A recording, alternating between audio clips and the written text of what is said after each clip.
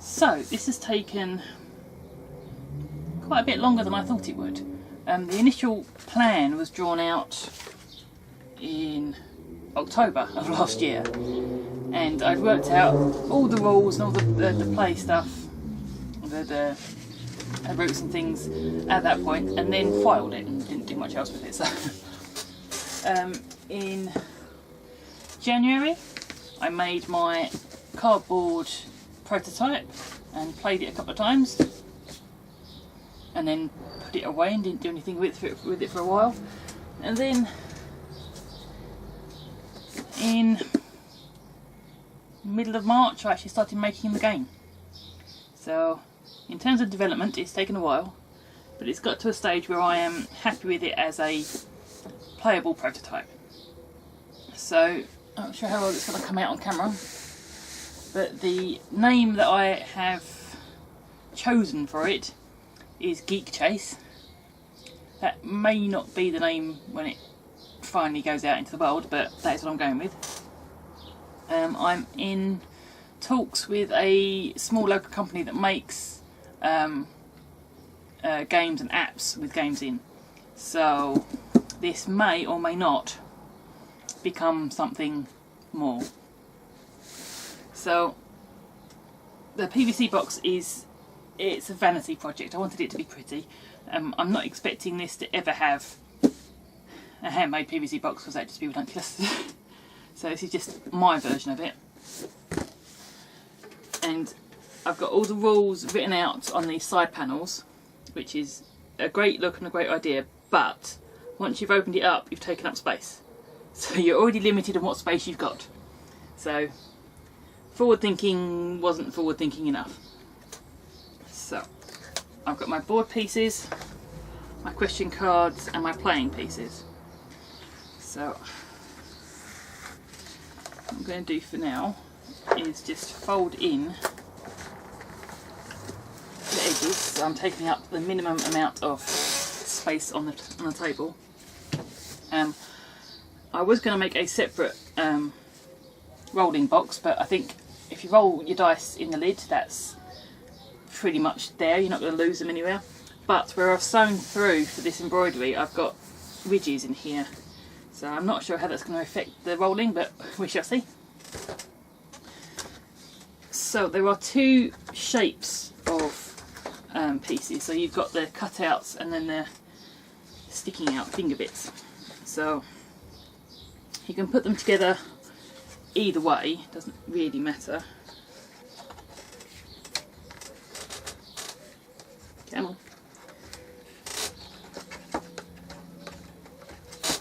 Sometimes I take a little bit of finessing.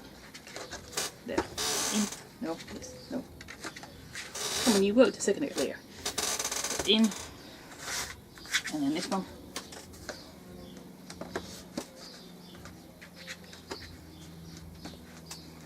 You do a run through, it always works easily, and then you try and do it on camera and it doesn't want to work. So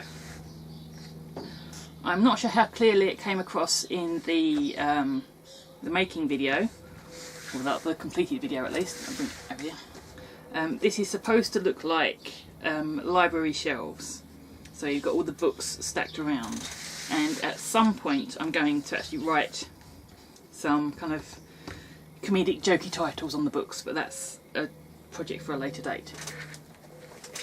So each of my question cards I'm actually holding in a little card carrier thing, because that's the thing that bugs me with Monopoly, is that your chance and whatever the other one is, community chest cards, just sit there and do nothing. So these are fairly neat and they're easy to move around, because with the gameplay and the opening of this, you need to be able to move these without losing them and getting messy. So literature, TV and film, geography and science. They were supposed to be colour coordinated to match the squares, but never mind. So in terms of game pieces, I was going to do something really quite intricate and try and build something quite posh really, but decided not to. So I've just gone for some pieces of dowel I have whittled into some strange shapes. So it's probably not going to come out on camera, so I'll come over. So they've each got one face that's got colour on, and each whittled in a different way. So I've got yellow belly, red breast, blue sky, green cat, and purple obelisk. Oh, and orange sunset. That's just my working title for them. So you've got 6 player pieces, which all start off somewhere in the middle here, depending on how many players you've got, obviously.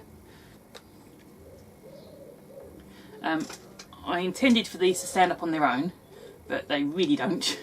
I hammered a nail into the base of them to give them some weight, and that still didn't work. So I ended up giving them a foot made of hot glue. So it doesn't look sexy, but it does the job and they don't fall over.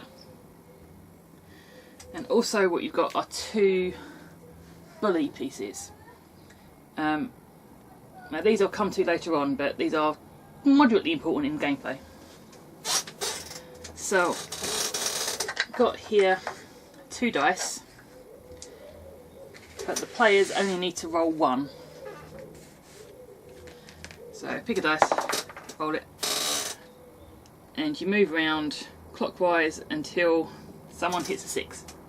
So as soon as you hit a 6, you can step up onto the nearest path, nearest top edge.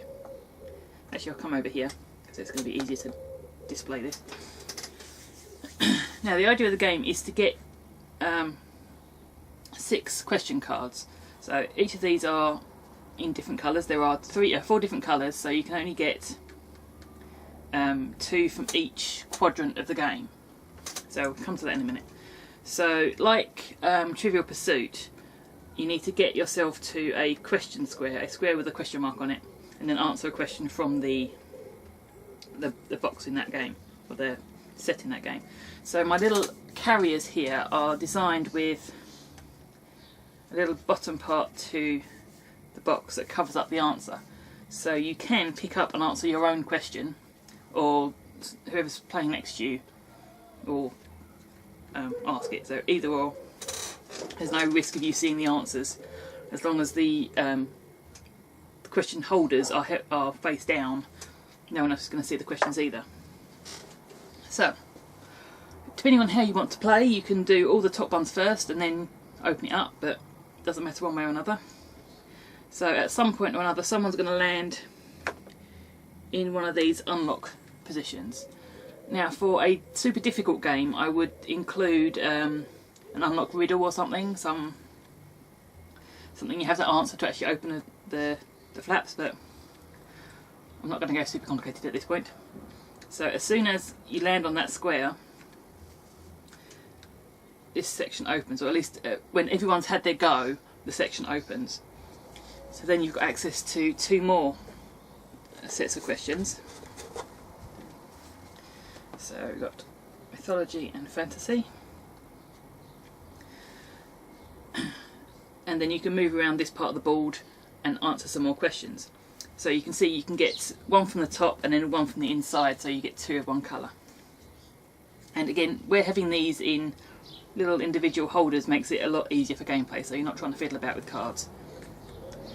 So again, you move around however you like, and then if you want to close the flap, you need to land on a snap zone, which is these little red stars, and immediately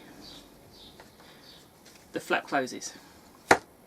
Now anyone who's stuck underneath when the flap closes goes back to start. Anyone who's stuck on the top when it opens goes back to start. So in regular gameplay, you've got until the end of the move, until everyone's had that one move to get off this quadrant. If you don't, then you're stuck and you go back to start. So that's the game at its very basic level. But then I'm going to bring in the bullies. Now around, the idea of this being a library is it's a place where geeks go to hide from bullies, which from experience is kind of what we do. And these bullies are limited in where they can go. I've got squares around here with numbers in 2 colours, so in red and blue, because of the different numbers on the different dice. So at the end, when everyone's had their go, you roll 2 dice, add up the total, and then move your bullies onto the board. Now here I've got double 3, so I can do 2 bullies on 6s. So let's find my 6s. So I've got 1 6 here and 1 6 here. That's all well and good at this point, but if your piece is sitting on one of these squares at the end of the turn and the bully lands on you, then they get to steal all of your question cards. I was going to say 1, but I think all is probably better. So they get to steal all of your question cards and send you back to start, which is kind of what bully does in one way or another. But if during gameplay you manage to step on top of a bully, you can claim one of those cards that they've taken. So that saves you going round to another quadrant as you go. The only other thing that goes with these bullies is depending on how the dice roll. So if you roll a double, you get 2 bullies on the total of the double. So that was double 3, so it's 6, so I get a bully on each of the 6s. If you roll your dice and you get, there you go, that's a 7, and the blue one is higher, so I'm going on to a blue 7. But if your bully manages to roll a double 6, then they don't go onto the board, but everything opens or closes, the opposite or whatever it is. So immediately, not at the end of the turn, or end of the turn, but immediately every flap opens or closes, does the opposite to what it was doing. So that can then cause everyone to be chucked back to start.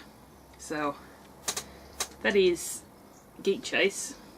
Probably the most unnecessarily complicated game ever, but it's fun. And we've played it a couple of times and I've not won when playing it, which is probably a good thing, because it does look a little bit like you're cheating if you win when you're playing your own game. So I've managed to play this 4 times without winning, which is better. And considering that a lot of my inside questions, my geeky questions, are things that I know really quite well, which is a problem. I've managed to get the ones that were more random selection of questions that I kind of picked off online that I don't remember. So I've got each of the inside ones I've got 30, and each of the outsides I've got 50, because I suspect that the outside ones are going to be used more often. So yeah, you can play this in 2 forms essentially. You can play the super hard version, where you have a riddle required to open the flaps, or you can go hard-ish by saying you need to collect 8 question cards instead of 6, or just the basic one and just collect 6. So yeah, that is Geek Chase, and it's only taken, what, about 6 months to make. So yeah, I'm still looking for some more geeky questions if anyone's willing to put their couple in, which is fine. I'm having difficulty because I'm geeky in very select areas, so I'm limited to what I can add, and it does feel a little bit one-sided sometimes when the questions are all about Joss Whedon or Walking Dead. A lot of questions about Walking Dead. So yeah, this is my game. If I'm very lucky, it may actually become a commercial game. If not, it's something I'll drag out on game nights. So yeah, I'll see you again next week.